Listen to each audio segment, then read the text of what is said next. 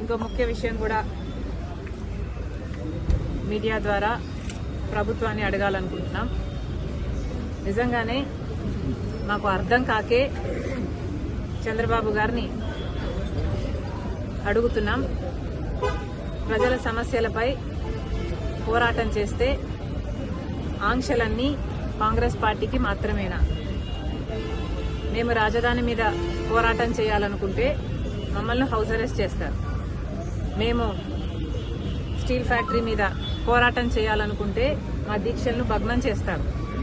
ఆంక్షలన్నీ ఉట్టి కాంగ్రెస్ పార్టీకేనా?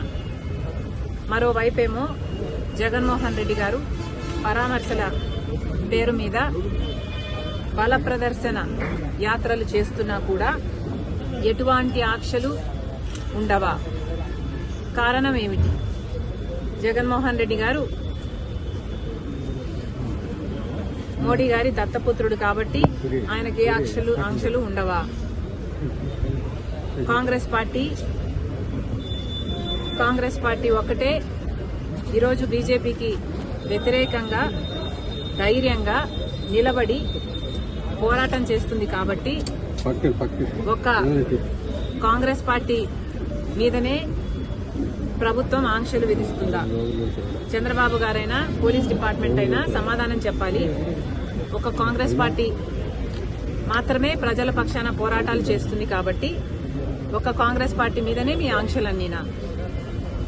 ఇంకోవైపు జగన్మోహన్ రెడ్డి గారు పరామర్శల పేరు మీద బల ప్రదర్శన యాత్రలు చేస్తున్నా కూడా జగన్మోహన్ రెడ్డి గారి మీద ఏ ఆంక్షలు ఎందుకు లేవు?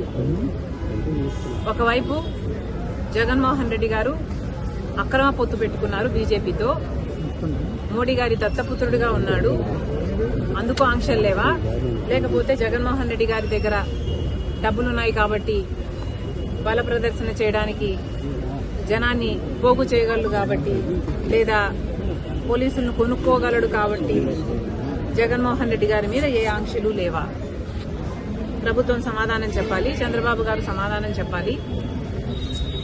ఈరోజు నిన్న ఇద్దరు చనిపోవడం జరిగింది. మరి దానికి బాధ్యులు ఎవరు? పోలీసులు 100 మందితో జగన్మోహన్ రెడ్డి గారికి అనుమతి ఇస్తే వేలల్లో 1000 పైగానే జనం వచ్చారు. మరి పోలీస్ డిపార్ట్మెంట్ ఇంటెలిజెన్స్ ద్వారా మీకు తెలియలేదా? జగన్మోహన్ రెడ్డి గారు వచ్చిన తర్వాత ఈ జనం వచ్చారా?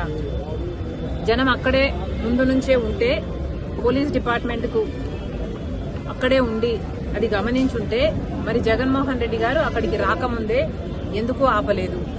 కాంగ్రెస్ పార్టీకి మాత్రమే హౌస్ అరెస్టులు చేస్తారా?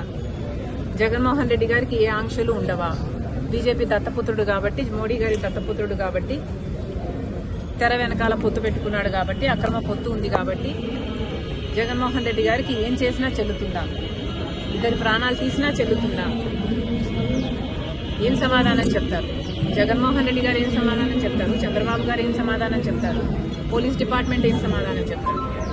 జగన్మోహన్ రెడ్డి గారిని కూడా కాంగ్రెస్ పార్టీ సూటిగా ప్రశ్నిస్తుంది. బెట్టింగ్ లో ఓడిపోయిన వాళ్ళకి విగ్రహాలు కట్టడం ఏమిటి? వాటికి ఒక పార్టీ అధినేతగా జగన్మోహన్ రెడ్డి గారు వెళ్లటం ఏమిటి? సమాజం ఎటుపోతుంది? ఎటు తీసుకువెళ్తున్నారు? ఒక నాయకుడిగా జగన్మోహన్ రెడ్డి గారు ఏం చేయాలి? ప్రజల సమస్యల మీద పోరాటం చేయాలి.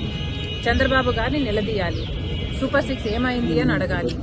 రాజధాని విషయంలోనైనా, వైజాగ్ స్టీల్ విషయంలోనైనా, పోలవరం విషయంలోనైనా, స్పెషల్ స్టేటస్ విషయంలోనైనా చంద్రబాబు గారు ఇంత అన్యాయం చేస్తున్నారు.